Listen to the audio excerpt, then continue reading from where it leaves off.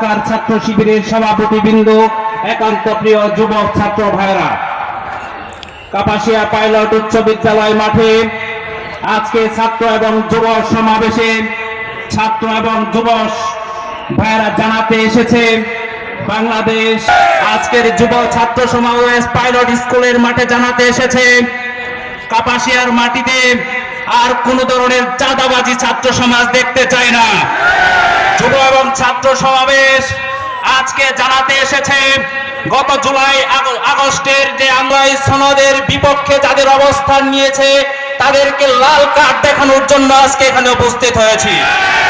সংগ্রামী ভাই ও বন্ধুগণ, প্রিয় মা ও বোনেরা, বাংলাদেশ স্বাধীনতা অর্জন করেছে আজকে 54 বছর।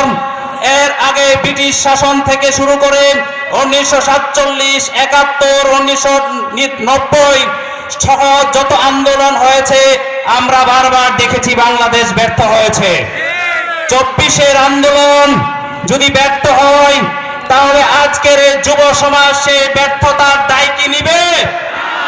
কখনো নিতে দিব না। আজকের ছাত্র যুব সমাজে পাইলট স্কুলের মাঠে আমরা দাঁড়িয়ে সংঘবদ্ধভাবে শপথ নিতে চাই। আগামীর বাংলাদেশ আমরা কার কাছে তুলে দিব সেটি আগামী ফেব্রুয়ারি মাসের গুরুত্বপূর্ণ নির্বাচনের মাধ্যমে সিদ্ধান্ত হবে।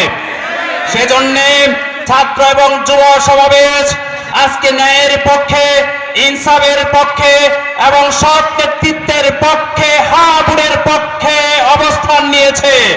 সুতরাং কাপাসিয়াকে সুন্দরভাবে সাজানোর জন্য আমাদের প্রিয় নেতা সালাউদ্দিন ভাইয়ের মার্কা দাঁড়িপাল্লা মার্কাকে আমরা জয়যুক্ত করে ছাড়বো ইনশাআল্লাহ। এই কাপাসিয়ার মাটি অধ্যক্ষ সানাউল্লাহ ভাইয়ের মাটি, এই কাপাসিয়ার মাটি মাওলানা আব্দুর রশিদ আল মাদানির মাটি, এই কাপাসিয়ার মাটি মাওলানা শফাউল হকের মাটি, এই কাপাসিয়ার মাটি মাওলানা ফরহাদ মোল্লার মাটি। এই কাপাসিয়াতে ইনশাআল্লাহ ইসলাম বিজয় হবেই হবে। সকলকে ধন্যবাদ জানিয়ে আজকের প্রোগ্রামের সকলকে আন্তরিক অভিনন্দন জানিয়ে আমার বক্তব্য শেষ করছি। আসসালামু আলাইকুম ওয়া রাহমাতুল্লাহ।